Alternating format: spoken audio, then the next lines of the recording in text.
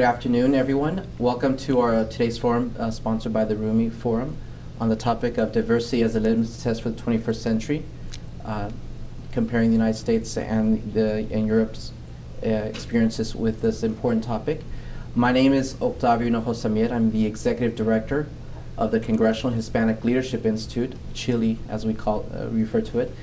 Chile is a nonprofit organization which was founded in 2003, the same year that the United States Census confirmed for the first time that the United States Hispanic community is now the second largest demographic group in the country and growing. As you can appreciate, 1 in 6 Americans today is of a Hispanic background.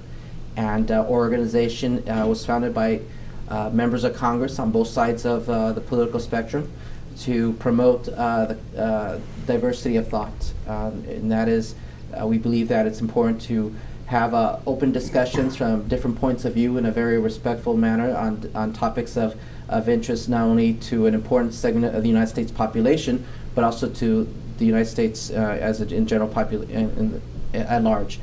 We are an organization that focuses on promoting leadership within the Hispanic community in public service, in the corporate sector, as well as in the international relations field. So I'm delighted to be here today to serve as your moderator and to take this opportunity to welcome our honored guest and speaker who will share some thoughts on from his perspective, not only being from Europe itself, but also having had wide experience here in the United States and comparing the two, if you will, models of diversity in two important segments of the world.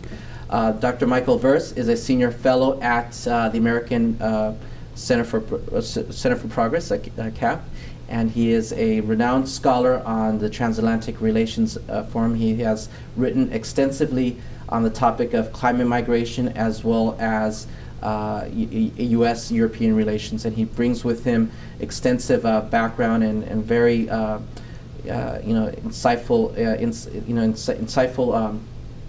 points of view, not only from the challenges that the United States is facing in terms of its growing diversity, but also the challenges and opportunities that are facing Europe. So without further ado, I'd like to take this opportunity to welcome Dr. Werz, and perhaps open up and begin just general comments on this important topic of diversity as a litmus test in the 21st century, why the United States and Europe are so different in this aspect. Thank you for this very opulent and kind introduction, Octavio. It's a great pleasure to share the stage with you. Thank you for the invitation here at the Rumi Forum. It's a great opportunity for me to be here. What I thought I'd do is basically share some ideas with you that I've been grappling with for the last few years, asking myself why the United States and Europe are so different when it comes to minority questions and diversity questions. And the common answer usually is the United States is so much better at dealing with diversity because it's an immigration country, there's a 200-year history of immigration, and it's just the mechanisms are better established, and that's why the United States is doing so much better. I think that's only part of the explanation. I think that's not really what is at the core of the American experience. I think this issue is important because we are obviously nearing a situation where societies, especially Western industrialized societies, but also other societies, become more and more diverse because so many people are moving around. And the United States, of course, again, here is the most advanced example. The newest census data show that probably somewhere in 2037 or 2038, this society will not have a majority anymore. Whites won't be the majority in the United States anymore, and that actually has never happened before in world history, that there is a society where there's no ethnic or racial majority. And that's actually a fascinating question, a big continuation of that big sociological field experiment that is the United States. In Europe, however, things are very, very different. Usually the European nation states, and that includes Turkey for that matter, in the 19th and 20th century, established their national self-identification and their national self-reference, not always, not exclusively, but to a large extent around the question of what is a majority and what is a minority. And the minority is usually defined in a way that is something that is not really compatible with the cultural mainstream of the country. That is true for the neglected history of minorities and immigration in Germany that actually starts in the early 20th century with Polish labor coming in 1910 and 1920, continues with forced labor, millions of people being dragged to Germany during the Second World War, and continues with the post-war labor migration. And still many people would say Germany is still a German country. We know what German culture stands for, and it's not really a diverse society. To a certain degree, albeit in an entirely different environment, the situation in Turkey is comparable, because the national mythology of the Kemal state bases very much on a notion of Turkish homogeneity and Turkish traditions, which had to be established in a very forceful manner to cope with the traditions of that multi-ethnic and multicultural empire that had just fallen apart in the previous decades. And it's interesting to see that there seem to be fissures in that very, very strong notion that there is something like cultural homogeneity, or that there's a cultural core of a modern nation. We have discussions in Europe in recent years that are going beyond these traditional ideas that you need to have a cultural identifier to really be able to tell what is French, what is Spanish, and what is German. And we have a similar development going on in Turkey, interestingly, because if you have followed developments recently, it was really interesting to see that in April 24, at the anniversary of the ethnic cleansing against the Armenians, for the first time, public demonstrations took place in Turkey, in the legendary Taksim Square, which is usually known better for its 1st of May demonstration, not for its April 24th demonstration, at the Haydarpaşa train station, which is a special irony because it was obviously built by the German, with the help of the German emperor. So we seem to encounter an era where we start to rethink what it means to belong to a nation, how citizenship is being defined, and how to deal with diversity in a more 21st century manner.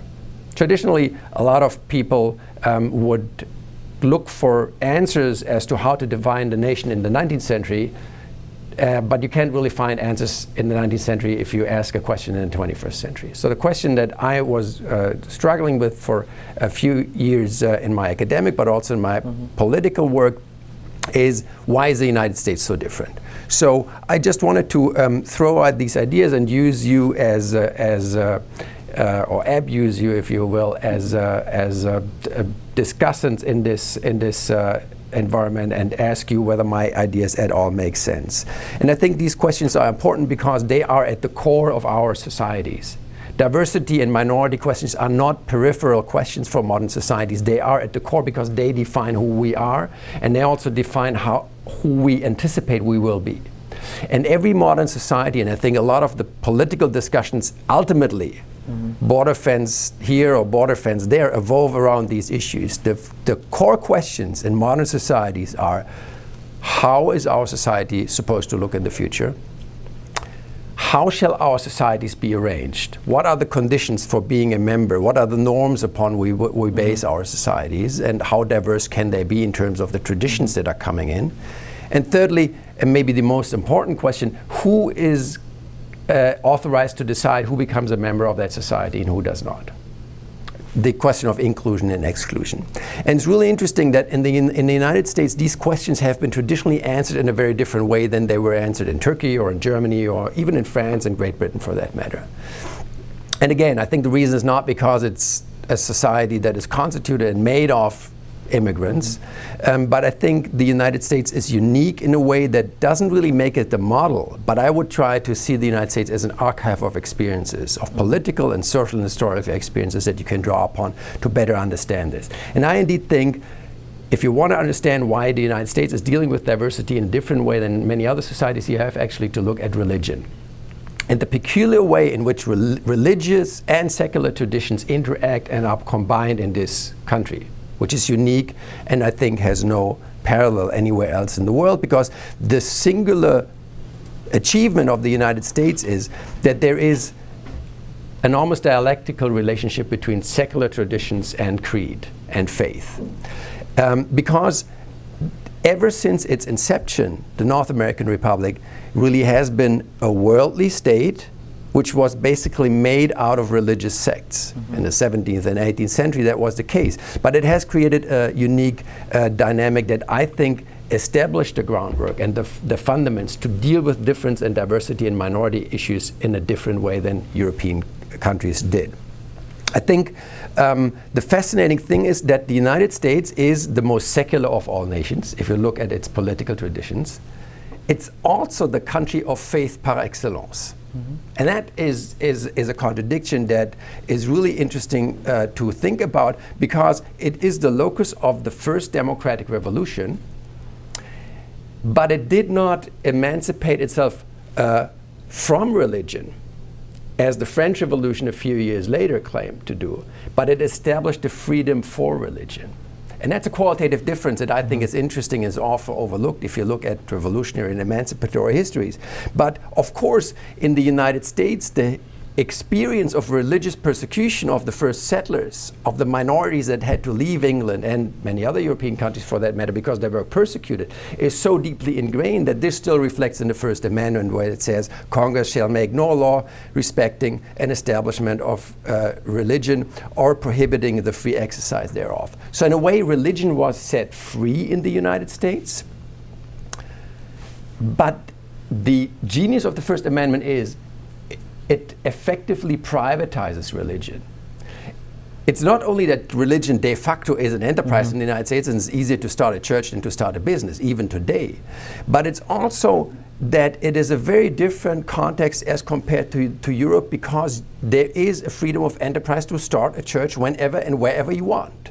And when Europeans say, yeah, the United States is a Christian country, there's so many Christians, so many Protestants, I always say this is an illusion, because the privatization of religion only left that illusion of Christianity in the United States, because you have one Catholic church, but you have about 60 different Orthodox denominations, and take a guess how many Protestant denominations? In the hundreds. 6,161 as of last year.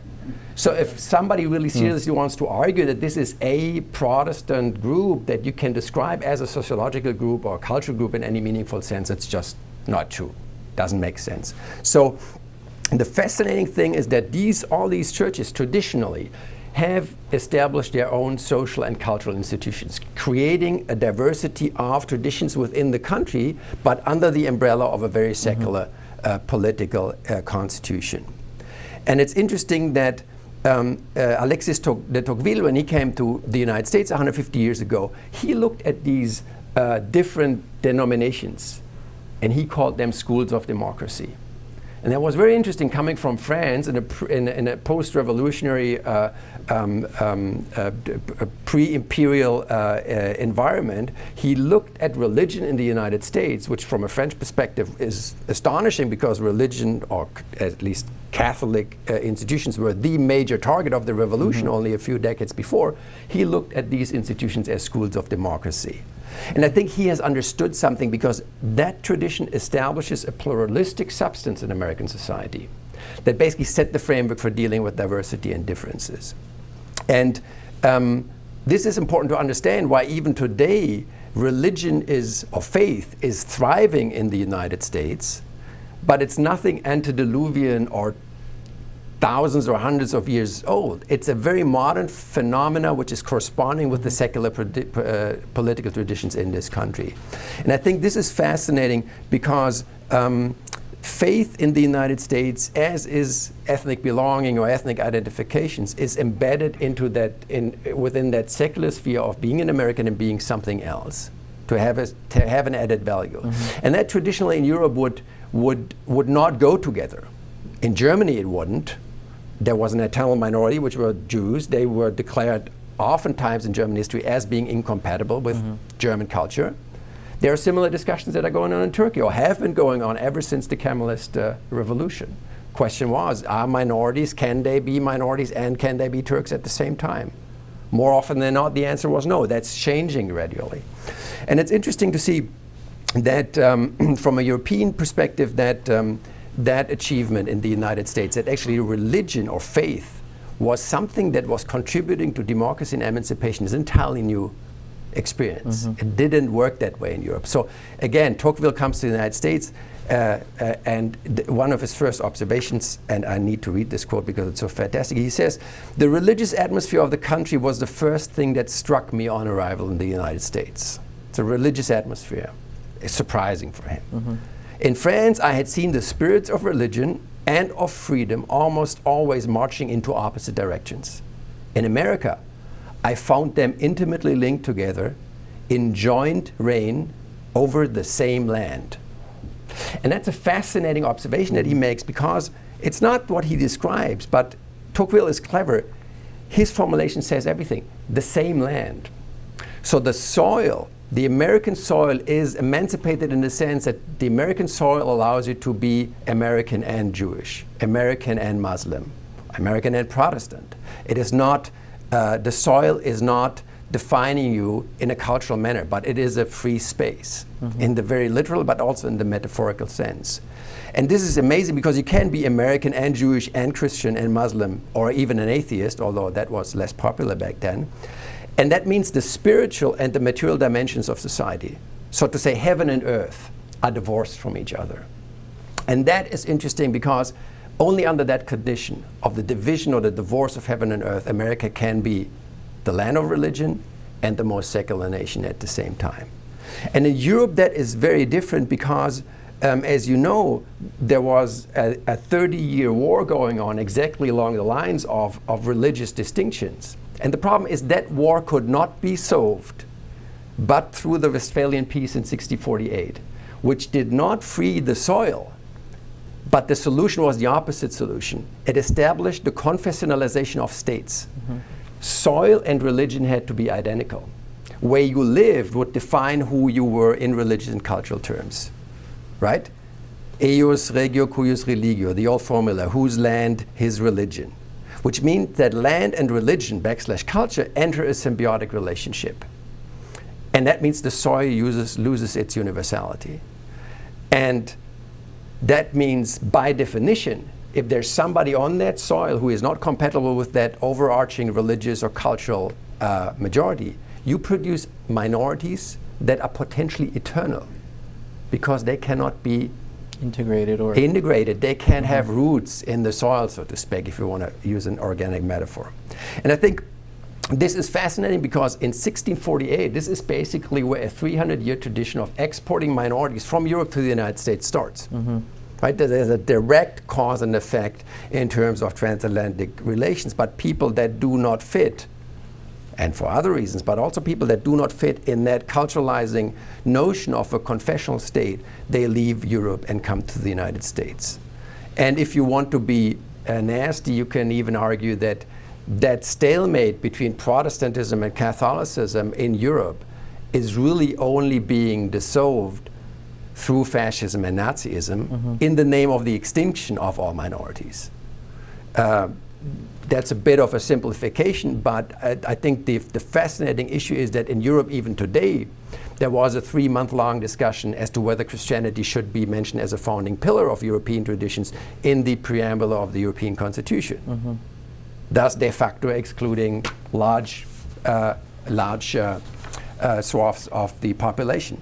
And the interesting thing is that even today, some would argue that Europe has to define itself negatively as not being Muslim. This is the underlying argument why Turkey can never become a member of the European Union, as is the conservative, and not only a conservative, but a widespread political position in Europe, because there are incompatibilities, which means European soil is still not free. It is not set free in the sense that it can be hospitable to people independent of creed, background, and national tradition. And I think this is fascinating because if you look at the Turkish tradition, where after 1924, in a very radical way, with the abolition of the language of the scripture, the introduction of the Gregorian calendar. So like scripture, the religious scripture, and even the time had to be changed to initiate that new era, was a radical version of an implementation of secular traditions, which did not develop as they did in the United States in a consensual way and in a way where communities established a secular nation under the auspices of freedom of religion. But in Turkey, it is a very similar and often parallel debate that is happening within Turkey, as is in many European countries. And it's interesting that this is basically the undercurrent of many of the discussions which are slightly simplifying the Christian West versus Muslim Turkey. If you look at the inner social dynamics, things are much more complicated. And so my argument here, just which I wanted to throw out there and see if you agree or if you think that I'm totally off the mark, is that these diversity debates and the question about who is a minority and who belongs where, they are just so crucial for establishing societies in a post-Cold War world, where the binary worldview of West versus East and communism versus liberalism is gone, that these will become important questions and important conversations in the future. And I think these debates need to be deciphered. And maybe we're going to talk about Arizona, because that is actually at the core of the argument, I would say, that I'm making here. I think these debates need to be deciphered because they have a universal dimension. They happen in many societies. They happen in Southeast Asian societies. They happen in Turkey. They happen in Germany. They happen here in the United States. But again, the US is an interesting test case, and I just wanted to share that idea with you, and thank you for your attention. Great. Thank you, Dr. Werz. Again, we appreciate your comments. I think this is going to start a very good, productive conversation. And two things come to mind. And back in the 80s, growing up in Kansas, in the middle of the United States, and having had my formative years under the Ronald Reagan administration, I vividly recall President Reagan at one point making, during a State of the Union address, commenting that people from around the world can come to the United States and become an American. But for someone to go to Germany, it's going to be difficult to become a German, or even go to Turkey to become a Turk. So that is something that is repeatedly mentioned here in the United States as to, I guess the capacity for the United States to absorb people from different backgrounds, different parts of the world, to become an American. And I think the one holiday that unites everyone, regardless if you're the descendant of the Pilgrims or whether you're the descendant of Native Americans or African slaves, is Thanksgiving. Except for vegetarians. Except for the vegetarians. Well, I'm sure you have your vegetarian dishes, but that one holiday in the United States really does bring people from diverse backgrounds, and in this celebration of Thanksgiving, a celebration of, even though it may be found out in terms of a religious type of event, but perhaps you may want to comment a little bit about that. But what's also interesting that's taking place at the Supreme Court level is an interesting observation in the following. Of course, the United States was founded by Protestants, but for the first time in its history, with the nomination of President Obama's nominee for the Supreme Court, you will have no single Protestant on the Supreme Court. You'll have 6 Catholics or 7 Catholics and 3 Jewish, I believe, if I'm not mistaken, but no Protestants, because Justice Stevens is a single sole Protestant who is now on the Supreme Court, but of course is retiring, and that makes for an interesting, I guess, observation or conversation. I don't know if you may want to comment a little bit about that or any of the other. Right. Let me just say 2 things briefly. You made the very important point. You can become an American, and you're not becoming an American by adapting to cultural standards, because nobody really has the copyright on cultural standards. If you regard standing in a line at a bus instead of fighting to get in first as a cultural standard, then there are cultural standards, but there are no cultural standards tied to national traditions, color of skin, specific religions, or even language. Or even language, which is interesting. So the question is, what does it mean to become American, and what is at the core of Americanism? And the only way you can define the United States is in abstract terms. Actually, if you ask what is the United States, you can say the flag.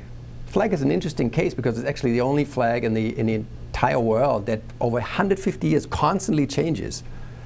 Always more stars, more and less stripes, right? Even the flag is a symbol in its changing, in its evolution of a changing country with the Western frontier growing. So it's the flag, it's rule of law, and it's basically the the possibility to be participating in the public sphere, which means all these definitions are abstract. So the American people only come together as people when they rally under the flag or at the people versus something in a lawsuit. But this is the only definition of the American people as one homogeneous group. Every other definition would have to be more differentiated and would be a definition along the lines of the e pluribus unum, the one out of the many, because it is not a definition that you can define or argue along cultural lines, and that's very important. So becoming American is an individual act. It is an act of subjective identification with abstract ciphers of what America stands for, and that's very, very different even today in many nationalization procedures in Europe, where you have to show cultural skills that are tied to very, very specific forms in which people or bureaucrats define national traditions. With regard to the Supreme Court, that's a fascinating development, because it is, of course, these were two of the most discriminated minorities in the United States. I mean, we often forget that Catholics were in a harder position in many places in the 19th century than, for example, African Americans. There's a famous letter that W.E.B. Du Bois writes from Harvard to his mother and says, you won't believe it, but the Irish are more discriminated here in Boston than I am. Of course, he was in a privileged position, but it's clear that even when President Kennedy went to university, they were having a big discussion whether he could share dorms with Protestants. So that was still within a deal. generation, two generations. And the same, of course, is true for Jews in the United States, because it's interesting to see that to a certain degree you had in the 1920s with the nativist movement ardent anti-Semitism in the United States. All along the Eastern Seaboard at the most achieved universities. You had people like Lothrop Stoddard and Madison Grant and other people that were in constant contact with the Nazis in Germany. Their stuff got published and translated. The interesting thing here is that to a certain degree the rise of fascism in Europe helped to democratize the United States, because there's a phase then in the late 1930s where Madison Grant bitterly writes, the Nazis are exaggerating all our great ideas, and now we can't really talk about eugenics anymore in the United States because it looks bad, right? And so that is also has to do with that transatlantic dynamic, but it means that the question of diversity comes into the center of American society. And maybe just one last point, it is even when people define themselves in racial terms in the United States, if you say I'm black, I'm white, these are actually terms that only make sense in one country, in the United States. If you go to Africa and you say I'm black, everybody says doesn't make sense. If you would have told a German, a Bohemian, and a Pole in Chicago in the 1920s that they are all one group, that they're all white, you probably would have ended up injured. Because the whites as a group actually only constitute themselves during the Second World War. The scandal of the Second World War is not that blacks were still in segregated battalions. The interesting thing in the Second World War is that Jews, Italians, Germans, and Poles were fighting together. And there's interesting research being done during and after the war that actually established the white group. And this is one of the reasons why after the war you have a rise in anti-black and anti-minority racism, because that group establishes itself upon the notion of the exclusion of others. So I'm not saying maybe taking a step back from that idealistic exposure here. I'm not saying everything is fine, everything is fantastic, but I just think it's interesting to look at the different dynamic in the United States as compared to other countries. Absolutely. And of course, the one dynamic that is taking place in U.S. society today is, being an American who is of Hispanic descent and now part of the second largest demographic group, is there's a reaction by a segment of U.S. society that is obviously being reflected in recently in the news, in this particular case with Arizona. And the case of Arizona is interesting in the sense that it was the last state in the continent of the U.S., well, last territory to become a state in the U.S., and it did not become a state until it had a white majority, if you will, white, obviously in quotes. For many years, Hispanics or Mexicans were classified as white, just like because of past treaties between the United States and Spain and the former territories that in the Southwest that once belonged to Spain and Mexico. But I would like to ask for your observation on this particular movement, not only because of the the recent law that was passed and will go in effect in July, whereas now the police have the authority to ask the immigration status of an individual. But also there's a follow-up law that basically outlawed ethnic studies in Arizona as a reaction that here we have a population of the state that is growing, and perhaps it's not reflective of our own identity. Is what's taking place in Arizona an overreaction, or is it a reflection of, if you will, certain insecurities of one segment of the population that they feel that the culture is not, is being, I don't want to use a word, overtaken by another culture? I wonder if you could give us some perspectives on that. I'll focus on the interesting part of the question, because I think that law, the Arizona law, is very un-American in the earnest sense of the word. It is undermining constitutional and political traditions that have made this country great. And there are a lot of reasons why people may have reason to be concerned, but the reaction of basically allowing a law that at least opens up the possibility of reintroducing racial politics in this country is just unacceptable. Right? Because if there is a problem, and then you don't take it out on the minorities. I mean, that's basically the ground rule that was rule number one for the United States since 1776. And if you compromise on that rule, then I think you are outside a historical continuum that makes the United States a very special place. Then you become more European than American, if you will. But the interesting question is what is happening with regard to the Latino immigration, which of course is the biggest group. It'll grow to 100 million by 2050. You'll have as many Latinos here than you have Mexicans in Mexico. It's these numbers are quite staggering. But at the same time, I think the United States will look different, but it will still pretty much feel the same, because we have places like California where you don't have a white majority for a number of years now. And it's not that California, except for ruining its budget and its fiscal integrity, is different than it was 20 years ago, or than it's any other metropolitan area of the country. I think the fascinating issue is that to put yourself into a position, and maybe to use a more intellectual punching partner like Samuel Huntington, and talking about a clash of cultures, because there are so many Latinos, they speak a different country, different language, and they establish something like a parallel society. I think his essay, and I recently reread it, tells you so much more about the fact how far removed New England is from the dynamic and the future of the United States than about the thing he thinks he's addressing. Because New England, of course, was the core of American power. The Harvard Foggy Bottom Corridor was what informed Washington and was what established political structures in this country for a fair amount of time, probably a century and a half. And that is changing.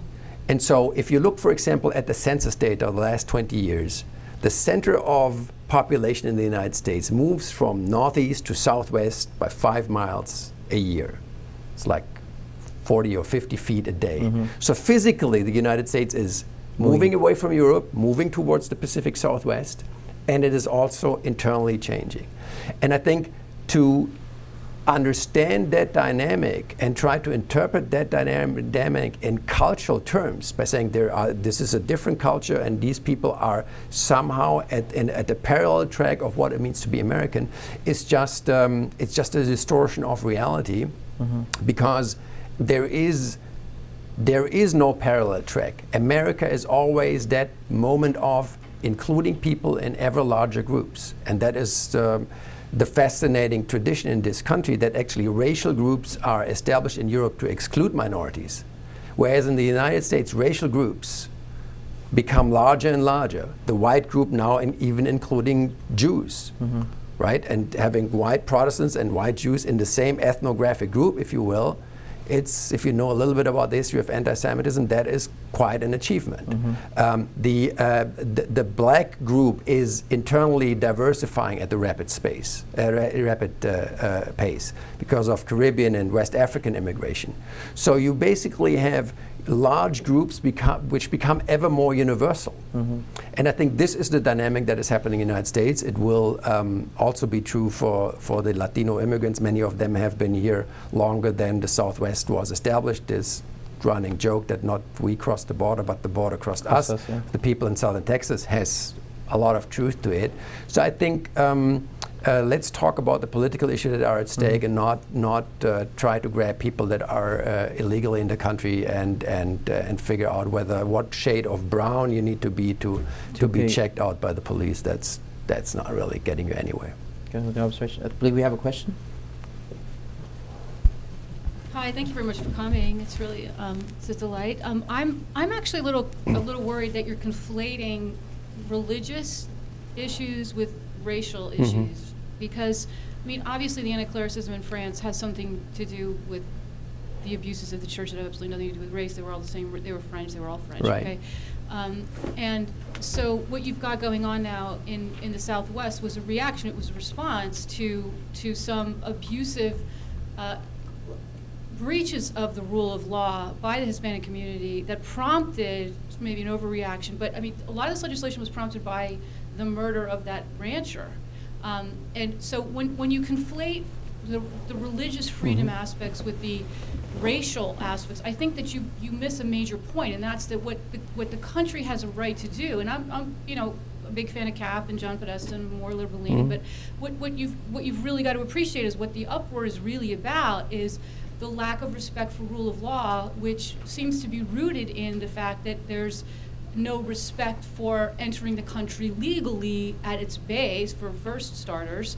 And so if you've got a body of people, wherever they come from, whatever their skin type, who cares, if they come without the respect of the rule of law, they're undermining the integrity of the country to be able to exist, okay? Because that bleeds into a lot of other things. The criminality element then is off the hook. I mean, the real objection is that the criminal element that comes from a starving country, and it's not that they're brown, black, or whatever, it's that they're coming dirt poor, broke from a starving country, and they're lending, that their ethics lend itself to criminality in larger numbers than have been experienced by other countries.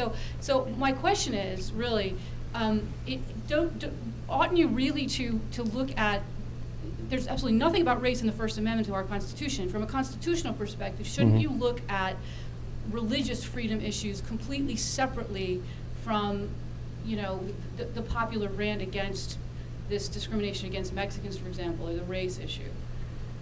It's a very good question. I think you have to look at the picture comprehensively. And my argument here was that the tradition of religious pluralism and religious diversity is basically laying the groundwork in the United States for dealing with difference and for being capable of negotiating a secular political system with ethnic / racial / religious. And I know they're not identical, but I think they are distinguishing factors that to a certain degree compete with the secular universalist setup of the political sphere that provided a groundwork to negotiate these issues. And I think that is at the core of what makes the United States unique in terms of being a country of so many different traditions and still being able to produce cohesion without, at least in recent decades, necessarily producing that cohesion negatively in the sense that you define the United States of what it is not, as often happens in Europe. Europe is not Muslim, it is not non-white,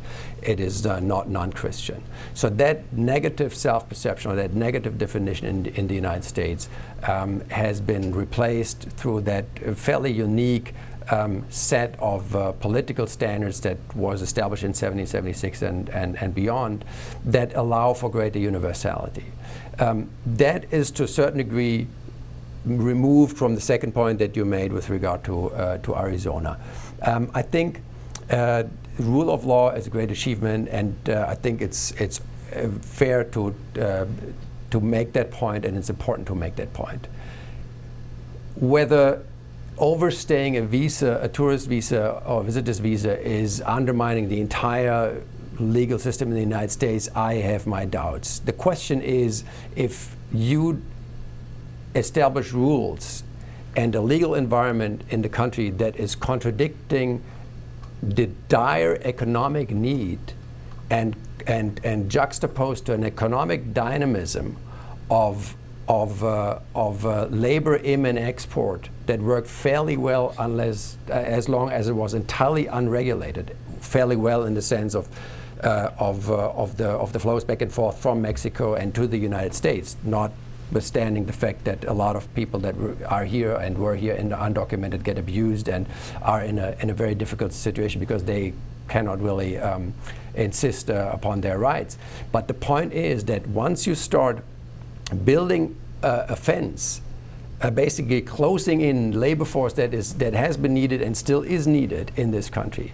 At the same time, establish a legal threshold of, as a matter of fact, since we don't have a migration reform law, not establishing a legal environment within which you can manage these issues, I think you're just asking for trouble. Then to take this out on people that are providing services and helping to fill jobs that otherwise would have been open in this country, that I think doesn't make sense politically. I think there's a failure on the federal level that the federal government did not act earlier. And it was astonishing to see that even though the Bush White House was so vested into migration reform, that attempt a few years ago was blocked by a handful of their own people in the House. But I think to solely focus on the issue, like from the back end, is just not helping you politically in any meaningful way to really address what is at stake. Because what is at stake is at the core of what the United States stands for. And in Arizona, these things are being negotiated, and I think they will also impact political and policy debates that we're going to have in the next 10 or 20 years. And for that reason, it's a fairly important conflict that we're witnessing right now. Okay, thank you, Dr. Werz, for that insightful analysis throughout. My name is Tarek Shafi. I'm from Lawton, Virginia.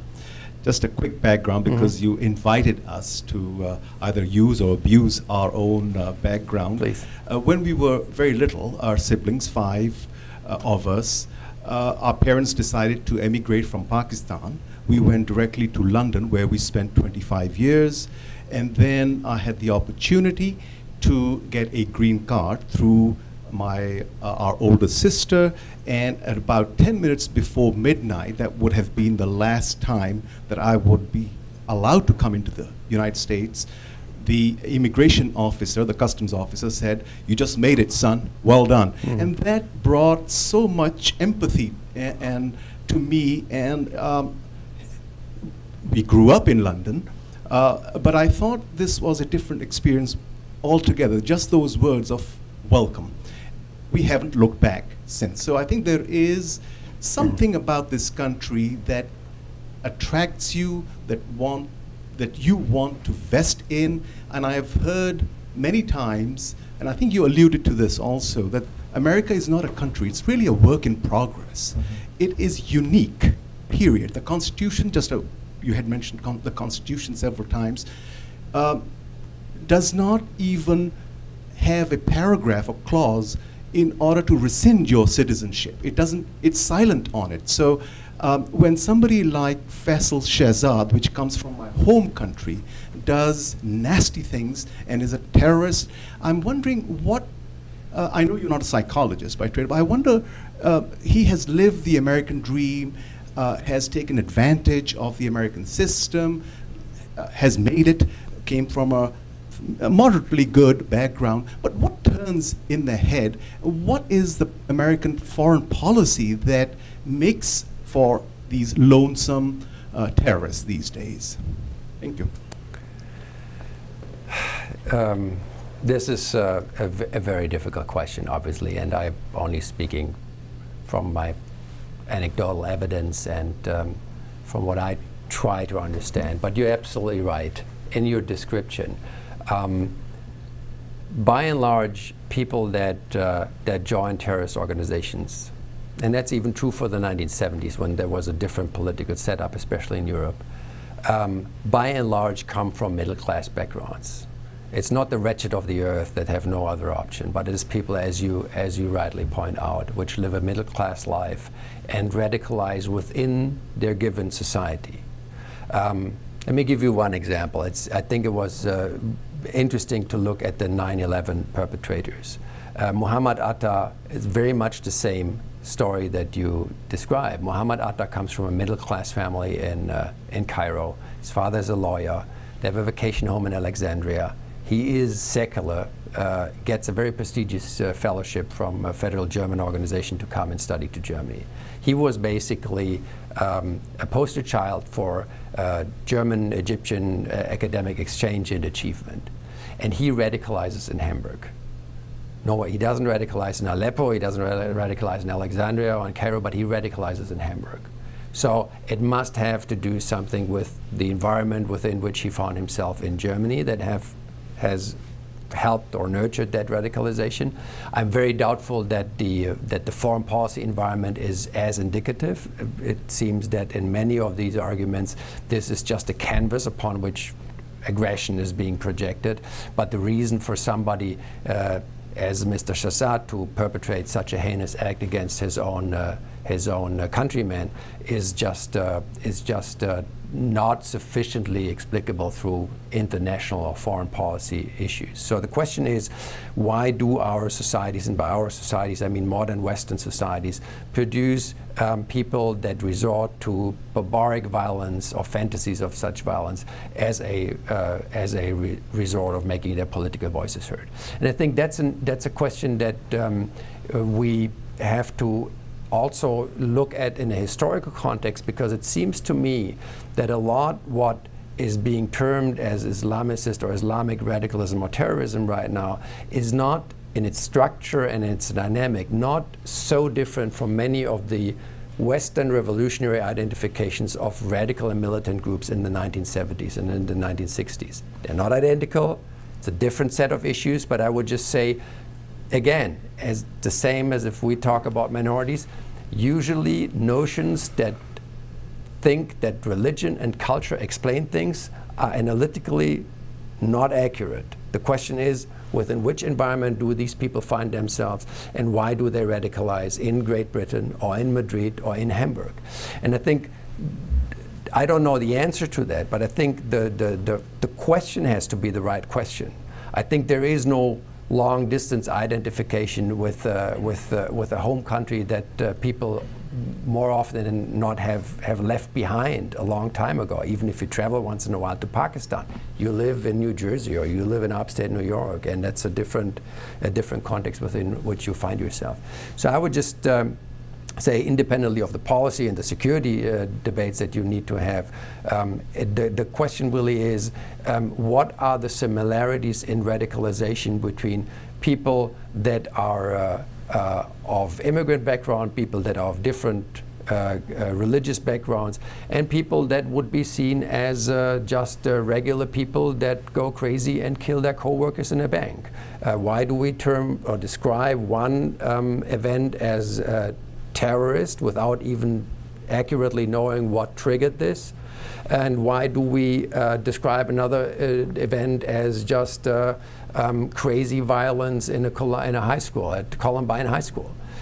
So I think it is very important to emphasize that you need to analytically think about these issues, and not in cultural or religious terms, because they, at least as far as I can tell, more often obscure the explanations or possible interpretations of what has happened than they really shed light on what is happening in these people's minds. Mm-hmm. Thank you for your talk. Just had a question in regards to the themes within Europe in regards to acceptance and understanding diversity. Are there themes between European countries, main differences between North and South, Central, Scandinavian, Mediterranean, maybe, that you may want to allude to? Who is closer to America, who was further apart? So just in regards to differences within Europe. Yeah, I mean, I've spoken about Europe in extremely simplistic terms, and it was almost illegitimate to do so. Of course, there are tremendous differences, but just for the sake of time. Great Britain is apart. Great Britain is somewhere where this obnoxious Icelandic volcano is situated. Great Britain is somewhere between continental Europe and the United States, which has to do with the very unique colonial tradition of the United States. Continental European and of Great Britain and UK colonialism are very, very different forms of colonialism. It is not only the Commonwealth and the relative modernity of the British Empire, which is actually not only killing people wholesale like the Portuguese and the French and the Belgians did, but it's developing, it's industrializing, extracting wealth in a more sophisticated manner. And it also has this massive landmass of India where you cannot really run an authoritarian regime. The Brits had several thousand troops left in the 1940s in that entire subcontinent. So that was not, the question really is this a colony? Is this a colony in the old sense? So that meant British colonialism was based much more upon incorporation of local elites and of a very, very sophisticated system of suppression, marginalization, and exclusion, much more so than other forms of colonialism. That also has translated in the form and the way people emigrated from the former colonies into Great Britain. It was also easier to emigrate to Great Britain and get UK citizenship for a number of years. That was only changed in the 1980s or late 1970s. So yes, Great Britain is a different case for all these and other reasons. Germany is a pretty unique example, not only because Germans are masters of denial, but also because Germany is probably the country with the most vigorous immigration history in Europe. Polish immigration in the millions in the first 20 years of the 20th century, millions of forced laborers that then disappeared, then up to 12 million Germans from the so-called lost territories after the Second World War, which were usually rural East Prussians who came from the countryside, were not terribly educated, and ended up in Frankfurt or Cologne or Düsseldorf or Munich. I think they would sociologically qualify as immigrants, although they don't appear in any statistic. And then a fair amount of labor migration in the 1950s, 60s, and 70s. If you look at the numbers right now in the United States, roughly 8 to 10% of the population, depending on which statistic you refer to, are not born in the United States. In Germany, that number, if you include the East German post-Second World War refugees, that number is 12.5 to 13%. So you could well argue Germany is a more dynamic immigration country than the United States, only that 95% of the Germans, including the people that actually came to the country, would disagree with you, because they would say, no, this is just Germany. France has again a different story because of the strong traditions of birthright citizenship, and at the same time a high degree of ethnic and racial segregation because of the way the decolonization of the Northern African colonies worked. And Spain and Portugal are actually, I think, the most interesting parts of Europe right now. Spain is the only country that has more than 10% of its overall population as relatively recent immigrants. Numbers have been skyrocketing over the last 15, 20 years. And Spain and Portugal, by and large, seem to be doing a good job. There are a number of reasons. One of them being that there's a lot of immigration to Portugal from the former Lusophone colonies and from Latin America to Spain, so language and cultural issues are not as prevalent there in terms of causing problems. But also, these countries within a generation have become from countries of emigration to countries of immigration. So there's a lot of family experiences where people still remember that their own father or grandfather went to Germany to work in a factory to make some money, and how he or she was treated over there.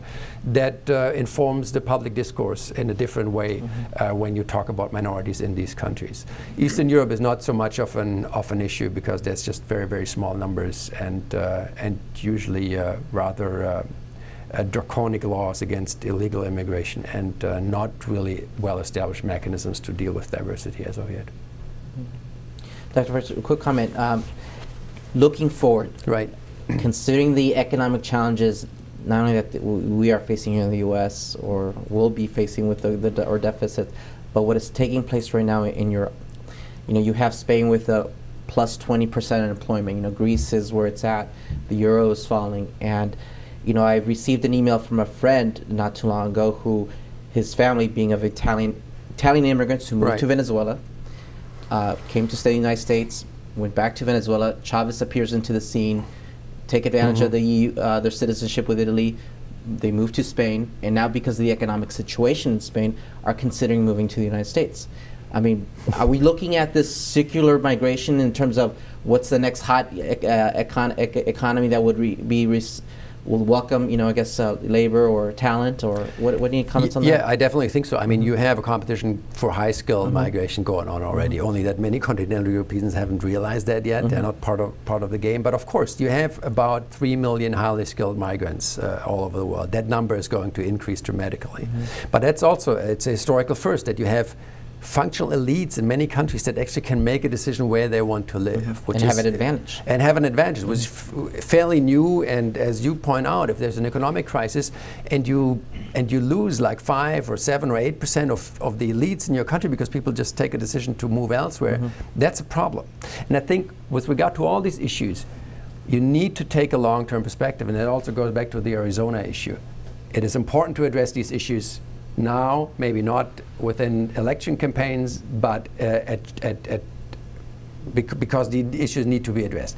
But we need to have a longer-term perspective as well, especially in Europe, because of demographic changes which are dramatic. Give you one example. Germany, between now and 2040, will lose 30% of its active workforce. Average age will go to 57 years by then. At the end of the century, the newest WHO study says that out of 84 million Germans, 37 million will be left. So society will almost lose 60% of its population over the next 80 or 90 years. The demographic changes are so massive in Europe that there is no other way. You can't even replace these numbers by immigration. Germany would need 800,000 to 1 million immigrants a year just to replace labor force. The overall population would still decline, right? And there are now somewhere between 90 and 100,000 immigrants, and people think it's far too many. The United States is a similar issue. Mexico has the most rapidly declining fertility rates in the entire world, from 6.4 children in 1970 to 2.3, 2.4 now. In the urban centers in Guadalajara, Monterrey, Mexico City, fertility rates are way below reproductivity, which is 2.1, 2 for each parent and 0.1 for child fertilities. So it is absolutely clear that if the Mexican economy picks up, which it has the potential to do, and the demographic development, the United States is going to hit that demographic decline about 15 to 20 years later than Europe, and it will be smoother because of higher fertility rates of the immigrants. Latinos account for almost 30% of the newborns right now, although it's only 14.5% of the population. So that's actually helping the United States to not lose population as rapidly. But 15 to 20 years from now, we'll be chopping holes into that damn fence because Mexico will not be capable of supplying the need for unskilled labor in the United States, where an aging society will need more people in hospitals, hospitality services, gardening, you name it. And the question is, where do you import unskilled and skilled labor, for that matter, from, if neighboring countries cannot supply these needs anymore? And that is a basic question for modern industrial societies, which rely upon, to a great degree, upon intellectual and technological innovation, which is usually not done by people that reach our age, but by people that are slightly younger than we are. So in Europe, that is a massive problem, even more substantial than in the United States, because continental Europe virtually has no resources. A little bit of coal, a little bit of oil, but that's it. So the question is, how do you make these societies work when they're aging, when there's not enough influx, when there's not enough innovation, and when it is absolutely clear that the core export products, namely advanced technological products, are going to be produced in Southeast Asia and East Asia a lot cheaper than they are in Europe. Really important questions, and I think I'm just missing that longer-term dimension. It would help, I think, to calm the hyperventilation in the political discussion a little bit, because Mexico and the United States, these societies are grown together. Mexicans don't like it, many Americans don't like it. They export cheap labor. We exported 1.4 million retired people. Mexicans are not happy about that, having all these aging Americans down there. Mexico exports drugs. We give them back assault rifles. It's just, I mean, there is an exchange that is going on that you won't be able to stop by maintaining the illusion that you just rebuilt the Berlin Wall, because not even that worked, and that wall was fairly sophisticated.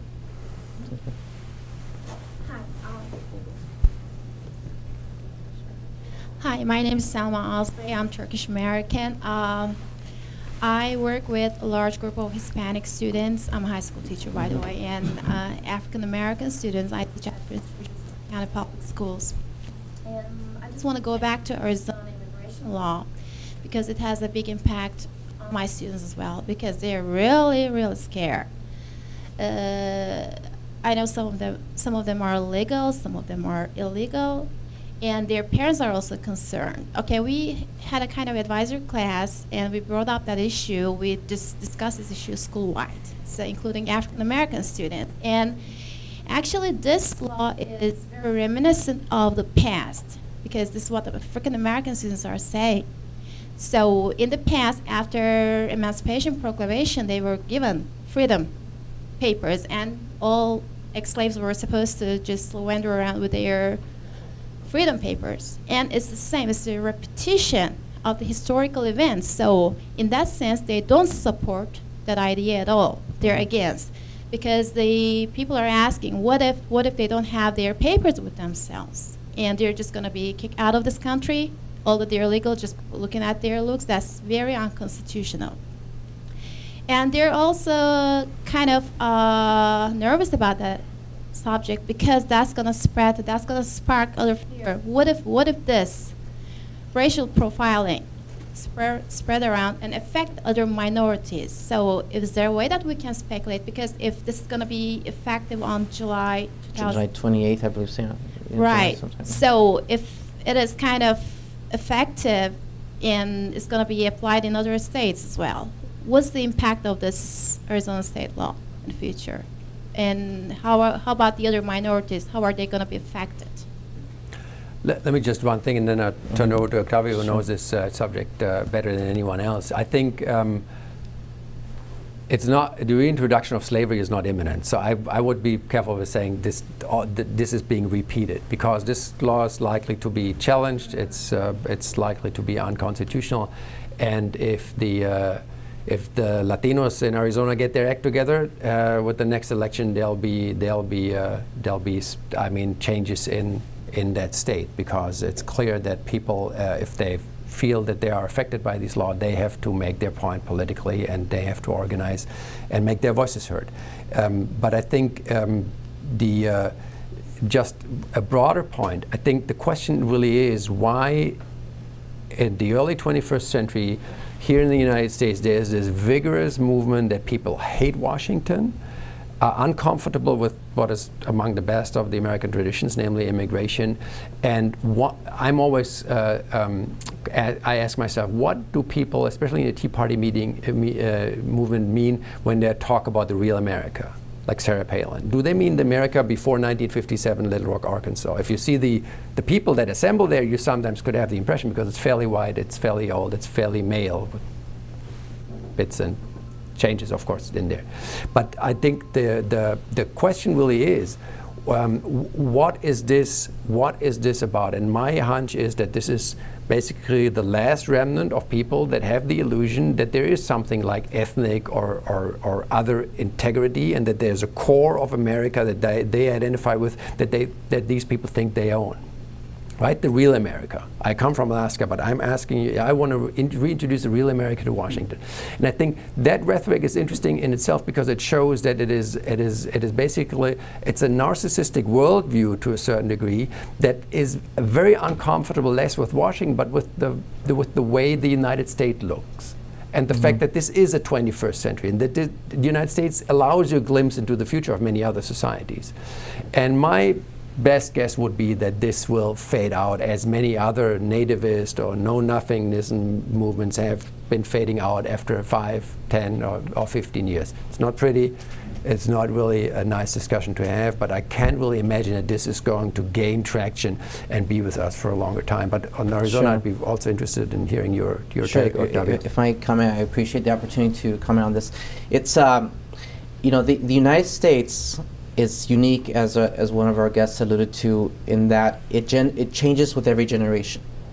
It is not the same country that we live in today. It's not the same country I grew up in the 80s with Family Ties and, you know, the Cosby Show.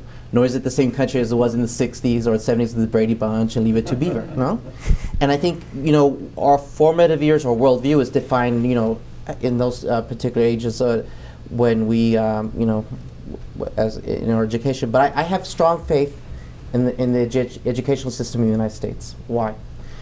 Because the education system in the United States is based on, integration. And I look at not only my personal case, being the son of Mexican immigrants, having grown up in, a state as monolithic as Kansas was or continues to still be, even though it is changing.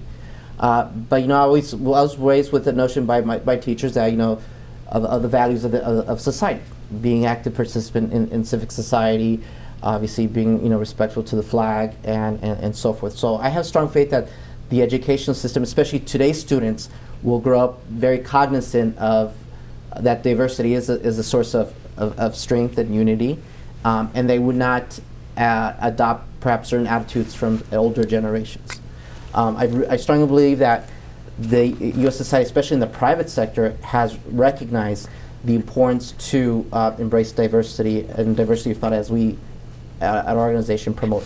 And that means this, that your life experiences or your education trumps, if you will, the color of your skin. Because I think we've evolved in that way to now value an individual's perspective or individual's life experiences and points of view to really help problem solve. And I give the example constantly of cell phones. The pink cell phones that we so often see that women carrying.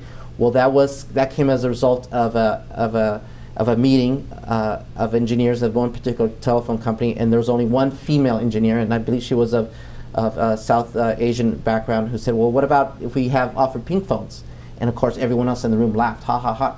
Well, that pink phone became like their best-selling phone for that company.